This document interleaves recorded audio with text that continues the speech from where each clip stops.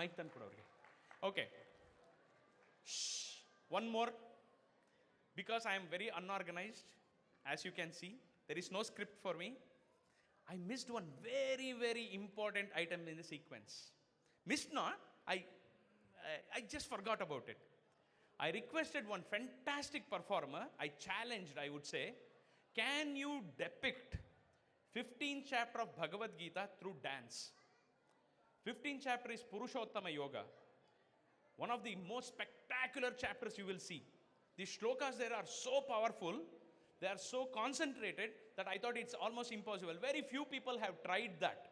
Today Vaishali is going to try that. So let's give her a big round of applause for just trying this. Vaishali performing 15th chapter.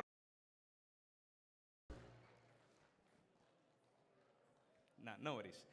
Vaishali will be performing the Purushottama Yoga, and I even told her, do it casually, no need for dressing up, but she has to do her dharma. So there you go, Vaishali. Hare Krishna.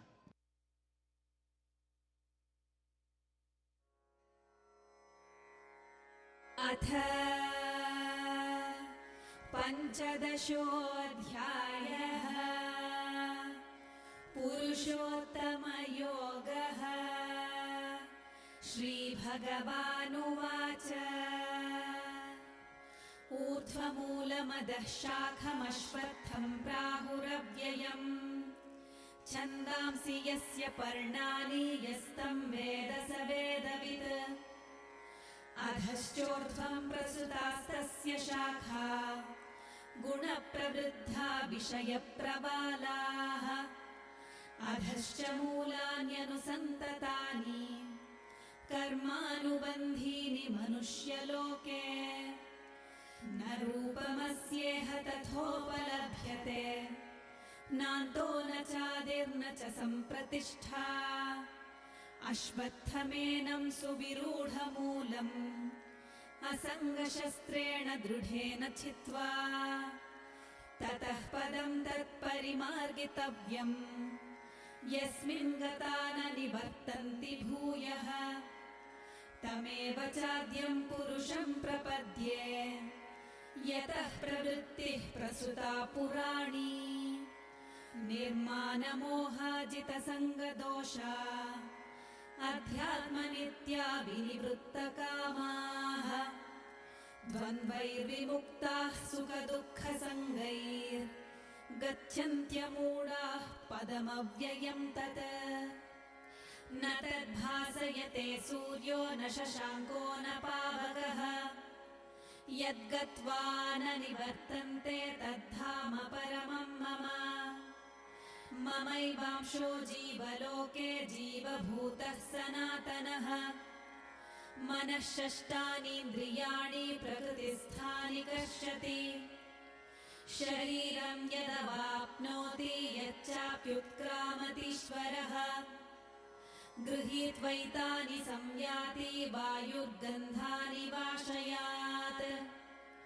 श्रोत्रं चक्षुः स्पर्शनं च रसनं घ्राणमेव च अधिष्ठाय मनश्चायं विषयानुपसेवते उत्क्रामन्तं स्थितं वापि भुञ्जानं वा गुणान्वितम् विमूढानानुपश्यन्ति पश्यन्ति ज्ञानचक्षुषः यतन्तो योगिनश्चैनं पश्यन्त्यात्मन्यवस्थितम् यतन्तोऽप्यकृतात्मानो नैनं पश्यन्त्यचेतसः यदादित्यगतं तेजो जगद्भासयतेऽखिलम् यच्चन्द्रमसि यच्चाग्नौ तत्तेजो विद्धि मामकम् गामाविश्य च भूतानि धारयाम्यहमोजसा पुष्णामि चौषधीः सर्वाः सोमो भूत्वा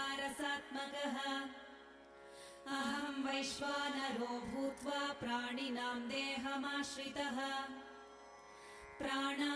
प्राणापानसमायुक्तः पचाम्यन्नं चतुर्विधम् सर्वस्य चाहं हृदि सन्निविष्टो मत्तः स्मृतिर्ज्ञानमपोहनं च वेदैश्च सर्वैरहमेव वेद्यो वेदान्तकृद्वेदविदेव चाहम् द्वाविमौ पुरुषौ लोके क्षरश्चाक्षर एव च क्षरः सर्वाणि भूतानि कूटस्थोऽक्षर उच्यते उत्तमः पुरुषस्त्वन्यः परमात्मेत्युदाहृतः यो लोकत्रयमाविश्य बिभर्त्यव्यय ईश्वरः यस्माक्षरमतीतोऽहमक्षरादपि चोत्तमः अतोऽस्मि लोके वेदे च प्रथितः पुरुषोत्तमः यो मामेवमसम्मूढो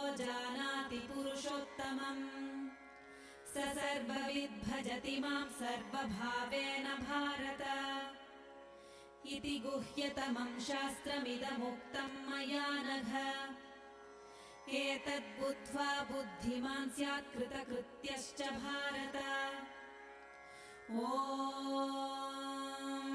तत्सदिति श्रीमद्भगवद्गीतासु उपनिषत्सु ब्रह्मविद्यायां योगशास्त्रे श्रीकृष्णार्जुनसंवादे पुरुषोत्तमयोगो नाम पञ्चदशोऽध्यायः।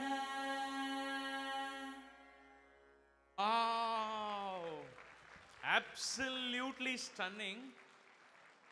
It couldn't have been done any better than this. I can assure you that. Thank you, Vaishali. I even asked her, the speed of this audio is very fast. Are you sure you want to work at this speed? And she said, yes, she will try. Thank you very much. You couldn't have done any better than this, Vaishali. Thank you very much. Hare Krishna. Thank you. Thank you. Wonderful.